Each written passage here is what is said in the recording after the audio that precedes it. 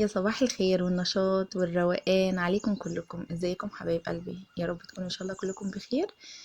يلا بقى صلوا على الرسول صلى الله عليه وسلم قبل ما نبدأ مع بعض الفيديو. وكمان حط لايك بقى للفيديو. انا بفتح دلوقتي معاكم البلكونة، عايزه اوريكم النهارده كان يوم هوا فظيع قوي. عندنا احنا في المنطقة كمان اللي احنا فيها بالذات، لان الدنيا واسعة كده و ومفيش حد قدامنا كتير قوي، فهتلاقي بقى هوا، عندنا هوا رهيب، هوا فظيع جدا.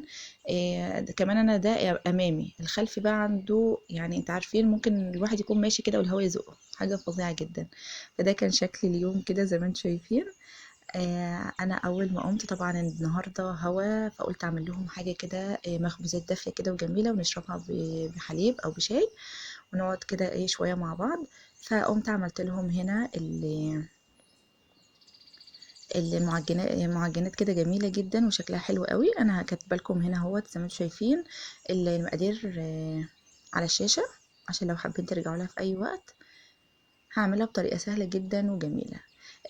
ابدأوا يومكم بالصلاة على الرسول صلى الله عليه وسلم، ابدأوا يومكم كده بالصلاة، قوموا صلوا، افتحوا شبابيكم، عارفين هتحسوا براحة وروقان غير عادي.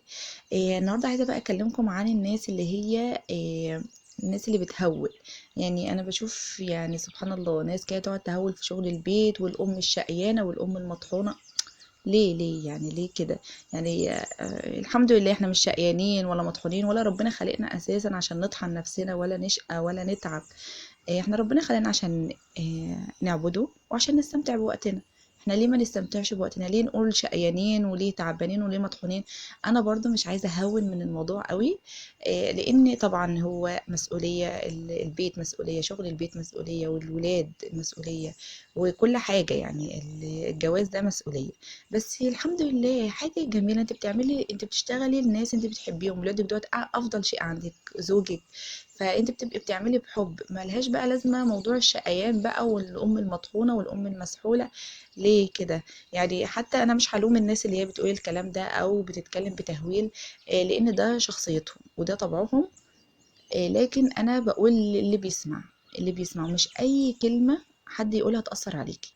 لان طبعا في ناس بتتاثر جدا، يعني سبحان الله. ممكن واحده تكون لسه ما اتجوزتش وسمعت بقى وشافت فيديو كده الام المطحونه والام الشقيانه والكلام اللي بيتقال ده، فيا عيني تتعقد وتقول ده الجواز شكله صعب، الجواز شكله مسؤوليه. هو انا زي ما قلت لكم برضو انا ما بحبش اهون ولا هول، فالواحد يكون متوسط كده في شعوره دايما تجاه اي حاجه في حياته. طبعا شغل البيت عايز برضو الواحد يكون يشتغل، والولاد عايزين مجهود، طبعا كل ده عايز مجهود. بس الحمد لله، الحمد لله ربنا مدينا الصحة، الحمد لله ربنا معافينا أولادنا، ودي أفضل شيء. يعني الحمد لله قاعدين في بيتنا مرتاحين، ولا بنروح مستشفيات. يا رب يا رب يديم علينا النعمة دي يا رب يا رب، ما حيينا، ويعافينا كده ويعافي أولادنا في الدنيا يا رب وفي الآخرة، ويسعدنا كده كلنا. فما تخلوش الكلام ده يأثر عليكم أبدا. الحياة جميلة والله الحمد لله. بيبقى فيه مشاكل وفيه ضغوط وفيه يعني مش عايزة اقول لكم يعني لا ده الدنيا ما شاء الله بيس خالص والدنيا جميلة. لا، في مشاكل في كل البيوت، وفي يعني ضغط وكل حاجة، بس الحمد لله بتعدي، الحمد لله الحمد لله. في حاجات بتهون على الواحد حاجات تانية، ربنا مدينا الصحة الحمد لله كويسين. فده كله بالدنيا كلها. يعني دايما فكروا في الحاجات دي، وفكروا في كل حاجة بإيجابية. ابعدوا عن أي حد بيهول، أي حد بيضخم لكم المواضيع. هو دي شخصيته، وأنا مش طبعا مش هلوم أي حد في اللي هو بيعمله، لأن كل واحد مسؤول، يعني هو ده حياته. بس انتوا ما تتأثروش بأي كلام بيتقال. زي ما انتم شايفين أنا عملت المخبوزات وسبتها تخمر. على ما كانت خمرت كنت قعدت شوية مع الولاد، ذاكرنا وكده وقعدنا شوية. وبعدين وبرضو ترتبت شوية حاجات في البيت. وبعدين بعد ما خمرت شكلتها بنفس الشكل اللي انتوا شايفينه ده، وبعدين رحت حطيتها. اسيبها كمان تخمر كمان شويه، طبعا احنا الجو بارد فبتحتاج تخمر شويه. طبعا انتوا بتغطوها كويس قوي، وانا بحطها في الفرن، يعني بكون مدفيه الفرن شويه واروح مدخلاها عشان ما تاخدش برده مني وقت كتير. وهنا رحت نضفت اوضه الليفينج. طبعا انا رتبت الشقه كلها، انا كل مره برتبها قدامكم فرتبت يعني ما وريتكمش. والهدوم دي كنت جايباها من بالليل، ما كنتش طبقتها. طبقتها وفي الوقت اللي هو اللي انا قلت لكم عليه، عشان اسيب العجين يخمر. هو كده خمر وبقى جميل جدا. شايفين الشكل الجميل ده؟ طبعا شفتوني وانا بعمله. بجد غيروا الحاجات دي مع اولادكم كده، هيبقوا مبسوطين قوي. شكل حلو وفي نفس الوقت الطعم رائع جدا. هنا جبت شويه حليب على نسكافيه زي ما دايما بعمل معاكم. ومهم جدا اي معجنات انت بتعمليها سيبها ترتاح وتخمر كويس قوي. ده بيفرق جدا في طعمها، بيخلي طعمها حلو وهشه وجميل قوي وطريه. انا كده حطيت زي ما انتم شايفين كده حبة البركة. وطبعا كنت مسخنة الفرن، احطها في الرف اللي في النص على اعلى درجة، وشغل المروحة. يعني انا بشغل المروحة مع اللي تحت بس. وفي الاخر بروح مشغلة من فوق كده الجريل ياخدوا لون وخلاص. شايفين بقى هي كده خلاص طلعت، بقت جميلة جدا. اول ما طلعت غطيتها عشان لو ناشفة معايا تبقى كويسة. وهنا خلاص بقى هحطها كده. طبعا هي طرت وبقت جميله جدا. ما تقلقوش من اي معجنات انتوا بتطلعوها وحاسين ان هي ناشفه معاكم، مفيش اي مشاكل. غطوها بس وهتبقى زي الفل يعني.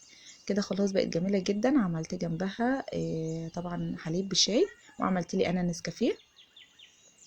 طبعا في ناس بتحب اللي هو الحليب لوحده. بس وبعد ما فطرنا الحمد لله، وفطار كده جميل مع ولادي حبايب قلبي، ربنا ما يحرمني منهم ابدا يا رب. رحت قمت بقى غسلت الاطباق بتاعتي. الاطباق قصدي بتاعتي يعني مش بتاعتي، بتاعتنا كلنا. الاطباق بتاعت الفطار. وبعدين هدخلهم بقى الغسالة. وهنا الغسالة كانت مليانة. انا كنت امبارح ما عرفتش اشغلها لان كانتش يعني ما كانتش مليانة. فالنهارده زودت عليها شوية وشغلتها على طبعا على السوبر 50 درجة. وزي ما انتم شايفين اللمبتين اللي في الغسالة كده منورين. لان هي ناقصها دلوقتي ملح وملمع. هي عايزة ملح وملمع. فان شاء الله ابقى اجيبه. انا بستخدم اقراص وكل حاجه. كانت في واحده سالتني بتقولي انت بتستخدمي اقراص، طب ليه بتستخدمي ملمع وملح؟ بصوا انا هقول لكم. هو الملمع حلو جدا يعني. الزيت كويس جدا، بيحافظ جدا على، بيخلي يعني بيساعد على الشطف كويس، وبيخلي الاطباق تطلع ما شاء الله بتلمع وجميله جدا. وبرده الملح بيحافظ على الغساله. طبعا الميه عندنا في مصر شويه مش يعني مش نظيفه قوي، فطبعا ممكن تبوظ الغساله، لكن الملح بيحافظ عليها جدا. فيعني انا دايما بستخدم ملح بصراحه على طول وزيت وملمع يعني. بس هي كان خالصة عندي يعني. هنا خلاص نضفت المطبخ وطلعت قعدت شوية. بحب اخد مسافة كده، يعني احب اخد مسافة كده وانا بشتغل، عشان ما بقاش كل الشغل ورا بعضه. يعني تقعدوا شوية، هتقرأي لك شوية، هتقعدي تسمعي حاجة بس بسرعة. يعني عارفين تبقي عارفة ان انت الوقت اللي انت هتقومي تعملي فيه هيكفي. يعني ما تبقيش قايمه متاخر وتقعدي، يعني فاهمين؟ انت تبقي شايفه الدنيا عندك ايه وريحوا في النص، ما فيش اي مشاكل يعني. مش احنا على فكره مش عندنا طول حياتنا نطحن نفسنا يعني. والله الدنيا سهلة جدا يا جماعة وبسيطة، الحمد لله الحمد لله. فاهدوا على نفسكم. يعني ما تفكروش ان انا عشان كل بنزل روتينات فانا طول النهار في الطحنة وطول النهار بشتغل وطول النهار يعني. لا عادي الحمد لله. الواحد برضو بيقعد مع نفسه وبيرتاح شوية. وزي ما قلت لكم ربنا ما خلقناش عشان نطحن نفسنا ولا عشان نتعب نفسنا طول النهار ونلف حوالين نفسنا كده في شغل البيت. لا، في حاجات اسمى من ذلك، يعني حاجات اهم من كده. زي مثلا هتهتمي بولادك، هنهتم بالعبادة الصلاة بتاعتنا. الحاجات دي كلها أهم طبعا من الشغل والحاجات اللي احنا حاطينها في الأول دي. المهم تشتغلوا بحب. تعملي كل حاجة وانت مبسوطة وانت رايقة، وده هيخليكي يعني سعيدة. يعني في ناس بتقول طب انا طبعي كده مش هقدر اتغير، بحس ان انا الدنيا صعبة عليا وشغل البيت صعب عليا. بصي والراحة هو واحدة واحدة. واللي تقدري تعمليه النهارده اعمليه، بكره كملي. يعني احنا طول الوقت الحمد لله قاعدين اهوت وكل حاجه هتخلص يعني. فعشان تشتغلوا بقى بحب وتشتغلوا كده وانتوا رايقين، هقول لكم على شويه حاجات كده ان شاء الله يا رب تساعدكم يعني. وانا بصراحه انا اتبعتها في حياتي، فرقت معايا جدا. اول حاجه خلصوا من الكراكيب. اي كراكيب عندكم في البيت خلصوا منها، لان الكراكيب دي بتسبب لك دوشه جدا في المكان. حتى لما بتيجي تشتغلي بتلاقي حاجات كتير مش في مكانها، حاجات كتير انت اساسا مش مستخدماها وعامله لك كركبه جدا في المكان. فبتبقي زهقانه، وحتى لما بتيجي تشتغلي بتقعدي بقى تشيليهم من الحته دي توديهم على الحته فاهمين؟ فالكراكيب مهم جدا تتخلصوا منها. اي ازايز انتوا مش بتستخدموها ارموها على طول. الاوراق اللي ملهاش لازمه ارموها. فخدوا بالكم قوي من موضوع ان تخلصوا من الكراكيب.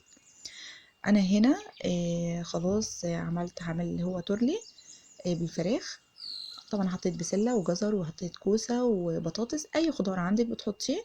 وفي الحله اللي انتوا شايفينها دي هعمل خضار شوربه خضار لابني محمد، تعبان بقاله شويه يعني عنده سخونيه. ادعوا له كده ربنا يعافيه يا رب هو واخواته، لانهم خدوا دور كده حلو قوي يعني. فالحمد لله الحمد لله ربنا يا رب ان شاء الله يعدي على خير. فبعمل لهم بقى هم الحمد لله الولاد كويسين يعني بقوا كويسين اتحسنوا. هو محمد لسه تعبان شويه. فبعمل له خضار شوربه خضار وبعمل له فراخ مسلوقه. طبعا هو مش هياكل معانا من الحاجات اللي احنا عاملينها مسبكه. انا مش عامله مسبك ولا اي حاجه، بس برضو يعني اللي هو الحاجات اللي هي بتبقى سلق دي بتبقى طبعا افضل لما يكون انسان تعبان عنده سخونيه.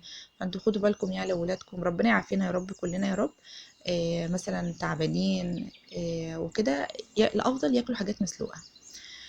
كده خلاص حطيت كده كل الخضار اللي انا عايزه اعمله. حطيت بصل، وهنا رصيت الفراخ، وهحط هنا اللي هو الفراخ اللي هي التانية عشان اعملها مسلوقه.